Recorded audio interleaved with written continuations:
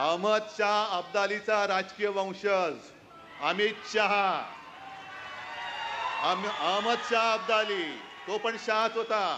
तो अहमद शाह होता. हे अमित शाह आहेत. अहमद शाह अब्दालीचा हा राजकीय वंशज हा इकडे वळवळायला आला होता. आम्हाला हिंदुत्व शिकवतोय. अरे नवाज शरीफचा केक खाणारी अवलाद तुमची. तुमच्याकडनं आम्ही हिंदुत्व शिकायचं.